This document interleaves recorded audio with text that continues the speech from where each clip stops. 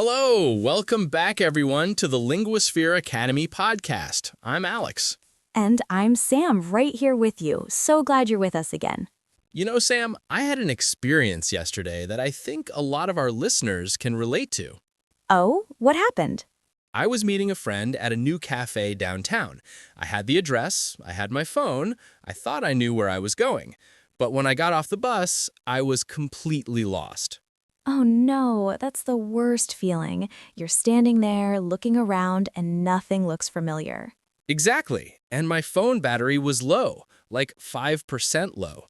I couldn't use maps. I had to do something I haven't done in years. What's that?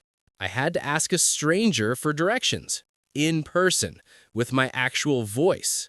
Haha, yes, the ancient art of talking to humans. How did it go? It was fine, actually. The person was really nice and helped me. But it got me thinking about how asking for directions is its own special skill in a new language. It really is. You have to know the right words, you have to understand the answer, and you have to deal with the nervousness of approaching a stranger. Today, our topic is asking for directions. We're going to cover everything you need to know to find your way in English. We'll learn how to ask politely, how to understand the answers, and what to say if you get confused. We'll also practice common directions like go straight, turn left, and it's on the corner. By the end of this episode, you'll feel confident asking for help when you're lost and understanding the help you get. As always, we'll speak clearly and keep it friendly. And whenever we use a word that might be hard to understand, we'll explain it right away. So, if you hear a word you don't know, don't worry. We've got you. So, get comfortable. Let's start with the most important part, how to ask. First, you need to get someone's attention politely. You can say, "Excuse me, sorry to bother you. Hello, can you help me?" Excuse me is the most common. It's polite and works in almost any situation. Then you ask your question. Here are some common ways. Can you tell me how to get to the station? Do you know where the nearest bank is? I'm looking for this address. Show them your phone or paper. Which way is the city center? Is there a pharmacy near here? Notice the different grammar. How to get to, where is, which way is. All are correct and natural. Let's practice a few. Repeat after us in your head or out loud. Sure. Excuse me, can you tell me how to get to the train station? Sorry to bother you. Do you know where the nearest supermarket is? Hello, I'm looking for this address. Can you help me? Great. Now, after you ask, the person will give you directions. This is where it can get tricky. Let's learn the key vocabulary for directions. These are the words you'll hear most often. Go straight, continue in the same direction, don't turn. Turn left, go in that direction, point left. Turn right, go in that direction, point right. At the corner, where two streets meet. On the corner, the building is where two streets meet. Next to, beside, the building beside another building.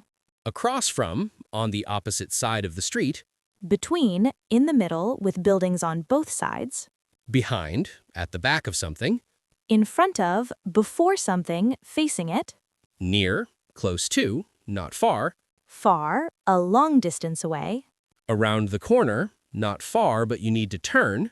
At the end of the street, where the street finishes. Traffic lights, the red, yellow, and green lights that control traffic. Intersection, where two streets cross. Block, the area between two streets. Go 2 blocks means cross 2 streets. Let's practice some directions. Listen and imagine you're following them. Go straight for 2 blocks, then turn left at the traffic lights. The bank is on your right next to the cafe. Go right at the corner, go straight until you see a big park. The museum is across from the park. It's not far. Just go straight and it's on your left between a bakery and a shoe store. Good. Now, what if you don't understand? What if the person speaks too fast or uses words you don't know? That's completely normal. Here are some phrases to help you. I'm sorry, could you say that again? Can you speak more slowly, please? I didn't catch that. Did you say turn left or right? Can you show me on the map? Hold out your phone. Is it far from here? So first I go straight, then turn left. Repeat what you heard to check. Repeating the directions back is a great way to make sure you understood. The person will correct you if you're wrong. Let's practice a longer conversation. I'll be the lost person and you will be the helper. Okay. Excuse me, can you help me? I'm looking for the post office. Sure. The post office is on Main Street. Go straight for 2 blocks, then turn right at the traffic lights. It's on your left, next to the library. Okay, so straight for 2 blocks, then turn right, and it's on the left next to the library. That's right. You can't miss it. Thank you so much. You're welcome. Have a good day. Perfect. Now let's practice one where you need them to slow down. Excuse me, do you know where the nearest pharmacy is? Yes, there's one just a few minutes away. Go straight until you hit the big intersection, then take a left. Walk past the school, and it's on your right just after the bakery. I'm sorry, could you speak more slowly? I'm still learning English. Of course, no problem. Go straight to the big intersection, then turn left. Walk past the school. The pharmacy is on your right after the bakery. Thank you, I understand now. See? People are usually happy to help, especially if you're polite. Now, let's learn some prepositions of place. These words are very important for understanding directions. At, used for specific points. Meet me at the station. On, used for streets, it's on Main Street. In, used for neighborhoods or cities. It's in the city center. Near, close to, it's near the park. Next to, beside, it's next to the bank. Across from, opposite, it's across from the school. Behind, at the back, it's behind the hospital. In front of, before, it's in front of the cinema. Let's practice using these. Where's the library? It's on Green Street, next to the park. Where's the bus stop? It's in front of the supermarket, across from the bank. Where's the restaurant? It's between the hotel and the cinema, near the station. Good. Now let's talk about landmarks. Landmarks are big, easy-to-see things that help people give directions. Common landmarks, traffic lights, roundabout, a circular intersection where cars go around, bridge, park, school, hospital, church or mosque, shopping mall, supermarket, statue or monument. People often use landmarks in directions. Turn left at the church. It's after the bridge. You'll see a big park, and it's across from that.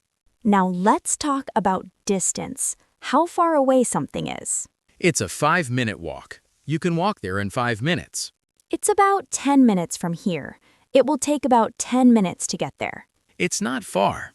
It's close. It's quite far. It's a long distance. It's just around the corner. Very close. You just need to turn. It's a few blocks away. You need to cross a few streets. Now, let's learn some useful phrases for when you're giving directions yourself. Maybe someone asks you for help. Sure, I can help you. Let me think, if you need a moment. Go straight for 2 blocks. Turn left at the traffic lights. It's on your right, next to the bank. You can't miss it. A common phrase, meaning it's easy to find. It's about a 10-minute walk. I think it's that way, if you're not completely sure. Sorry, I'm not from around here, if you don't know. Now, let's put everything together with a longer conversation. Imagine you're visiting a new city. You want to find a famous market. You see a friendly-looking person and say, "Excuse me, can you tell me how to get to the Central Market?" Sure, it's not far. Go straight down this street for about 5 minutes. You'll see a big mosque on your left.